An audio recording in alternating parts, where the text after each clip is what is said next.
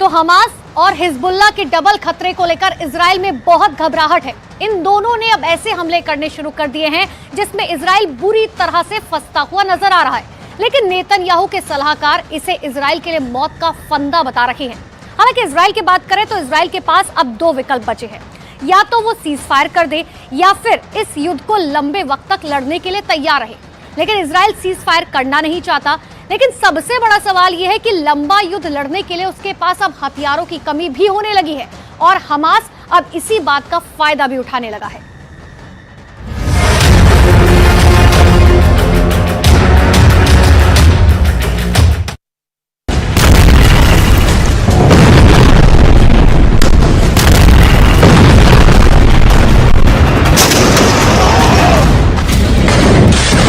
Video के एक एक फ्रेम को बहुत गौर से देखिए। हमास अपने से कई गुना शक्तिशाली इजराइल की सेना से कैसे लड़ रहा है। यह वीडियो इसका उदाहरण है।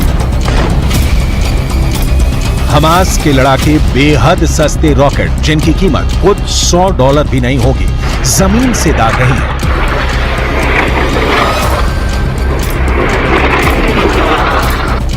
इतना सस्ता और जुगाड़ का रॉकेट हमास ने तैयार किया है कि इजराइल भौंचक्का है। इन सस्ते से रॉकेट के लिए इजराइल को अपने लाखों डॉलर की मिसाइलें खर्च करनी पड़ रही है, क्योंकि गाजा की ओर से आया एक तिनका भी इजरायली डिफेंस के टारगेट पर है और वो इजराइल की सीमा में दाखिल हो उससे पहले नस्तो नाबूद किया जाना जरूरी है।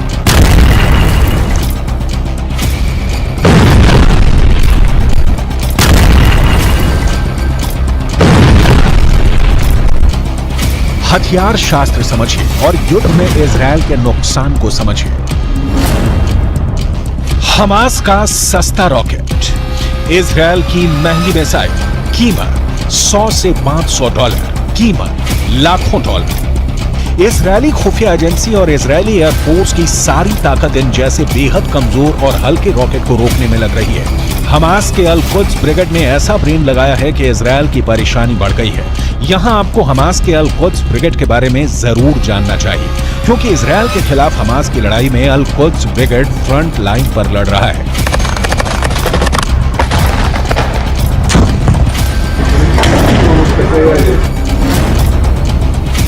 अल-कुद्स ब्रिगेड गाजा में हमास के बाद नंबर 2 संगठन है। 1981 से यह संगठन फिलिस्तीन में इस्लामिक राज स्थापित करने के लिए इजराइल के साथ हिंसक जंग लड़ रहा है। अल-कुद्स के टॉप लीडर का नाम है जियाद अल-नाखल्ला। ये खुद सीरिया की राजधानी दमिश्क में रहते हैं, लेकिन वहीं से अपने लड़ाकों को ऑर्डर देते रहते हैं। हमास कैसे इजराइल की वॉर स्ट्रेटेजी का तोड़ निकाल रहा है, इसकी कुछ और डिटेल आपको आगे दिखाएंगे, क्योंकि युद्ध में जीत की गारंटी आर्थिक नुकसान की तुलना में हमेशा बड़ी होनी चाहिए। लेकिन इजराइल के साथ ऐसा नहीं हो रहा।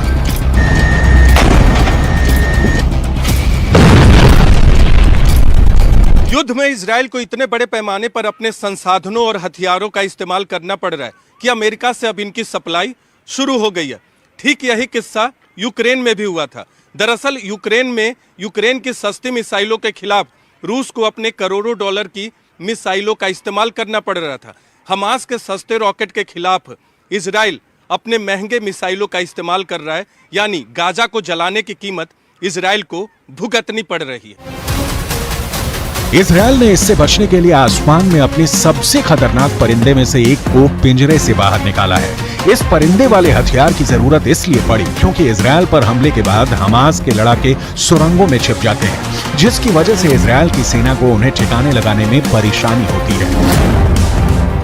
हमास ने गाजा में करीब 500 किलोमीटर लंबी सुरंगें बना रखी है। ये सुरंगें घनी आबादी वाले इलाकों से होकर गुजरती हैं और हमास के इन सुरंगों का था लगा पाना इजराइल की सेना के साथ वहां की खुफिया एजेंसी मोसाद के लिए भी चुनौती बन गया है। इजराइल की मीडिया के मुताबिक इसीलिए इजराइल ने अपने सबसे ताकतवर जासूसी ड्रोन एल्बिट हर्मेस 450 को गाजा में उतार दिया है, ताकि जमीन के नीचे बसी हमास की दुनिया का नक्शा निकाला जा सके और वहां छिपे हमास के एक एक लड़ाके को मौत के घाट उतारा जा सके। इजरायली मीडिया का दावा है कि ये जासूसी ड्रोन निगरानी के लिए बेहद कारगर है। इसे इतना ताकतवर माना जाता है कि ये पाताल में छिपे दुश्मन का भी पता लगा सकता है। इजराइल की मीडिया के मुताबिक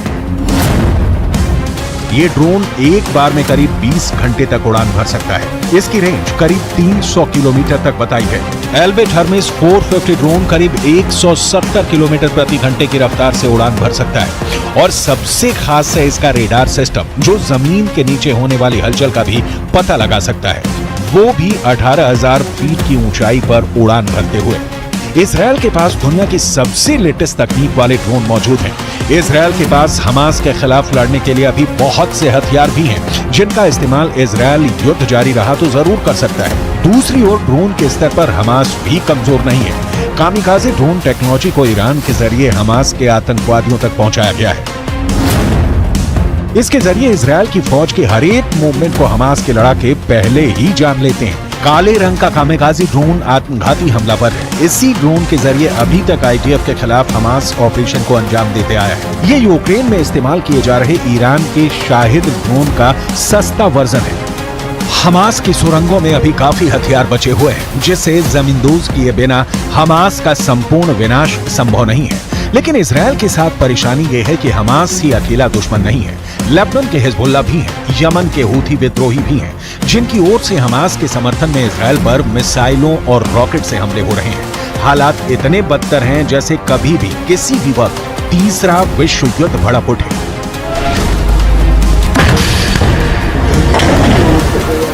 यमन के हूथी विद्रोहियों ने फिर इजरायल को निशाना बनाने की कोशिश की है। इस वक्त लेबनान के हिजबुल्ला से भी ज्यादा हमले इजरायल पर हूथी कर रहे हैं। इन हूथी विद्रोहियों का आका है ईरान। हूथी विद्रोहियों की मिसाइल लाल सागर से होती हुई दक्षिणी इजरायल के एलट शहर में गिरने वाली थी, लेकिन इजरायल ने लाल सागर से आती हुई उन बैलिस्टिक मिसाइलों को मार गिराने का दावा किया, क्योंकि दक्षिणी इजरायल के एलट शहर में उसका एरो 3 मिसाइल डिफेंस सिस्टम तैनात है, जिसने हूथी विद्रोहियों की मिसाइलों को पहचान कर मार गिराया। הלחימה נמשכת, אין הפסקת אש, אנחנו חוזרים על זה, אין הפסקת אש, אנחנו ממשיכים להילחם. हूथी विद्रोहियों को रोकने के लिए अमेरिका ने लाल सागर में अपना एयरक्राफ्ट कैरियर आइजनहावर उतारा है, तो वहीं हिजबुल्लाह के खिलाफ भूमध्य सागर में जेराल्ड फोर्ड पहरा दे रहा है। इजराइल के पास खुद दुनिया का टॉप एयरक्राफ्ट सिस्टम मौजूद है। इजराइल इस वक्त गाजा में अपनी पूरी ताकत से जुटा हुआ है हमास के अंतिम लड़ाके की मौत तक। यमन से आती मिसाइल को इजरायल के एरो 3 मिसाइल डिफेंस सिस्टम ने नष्ट कर दिया। इजरायल का एरो 3 मिसाइल डिफेंस सिस्टम सटीक हमले करने में माहिर है और मिसाइल को ट्रैक करके उसे हवा में तबाह करने का दम रखता है। इजरायल ने जब एरो 3 मिसाइल डिफेंस सिस्टम का टेस्ट किया था तो ये 100% सफल रहा था। हमास किसी भी स्तर पर इजरायल के सामने नहीं टिक सकता। लेकिन सवाल है कि इस युद्ध का अंत क्या है? क्या किसी साजिश के तहत पश्चिमी एशिया को जलाने की कोशिश की जा रही है?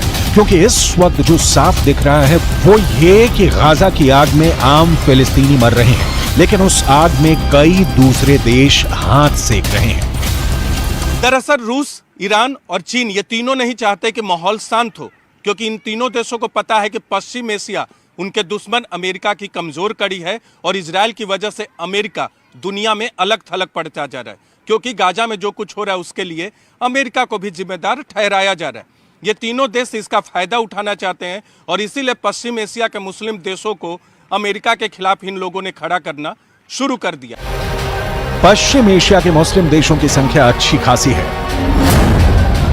अगर रूस, ईरान और चीन को Iraq, Jordan, Kuwait, Lebanon, Oman, फिलिस्तीन, कतर, सऊदी अरब, सीरिया, तुर्की, संयुक्त अरब अमीरात और यमन जैसे देशों का साथ मिल गया तो फिर पूरी बाजी ही पलट सकती है।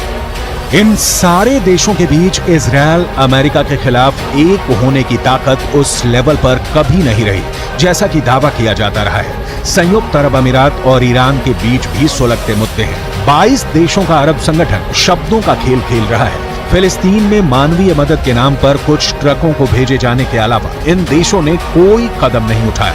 ईरान के राष्ट्रपति इब्राहिम रईसी अपने शब्दों से ही परमाणु युद्ध छेड़ते रहे हैं। जमीन पर उनका एक भी शब्द सही नहीं उतरा है। युद्ध में कमजोर का मारा जाना तय है और हमास इजरायल से बहुत बहुत बहुत कमजोर है। लिहाजा गाजा जल रहा है। धू धू कब तक जलेगा कोई नहीं जानता।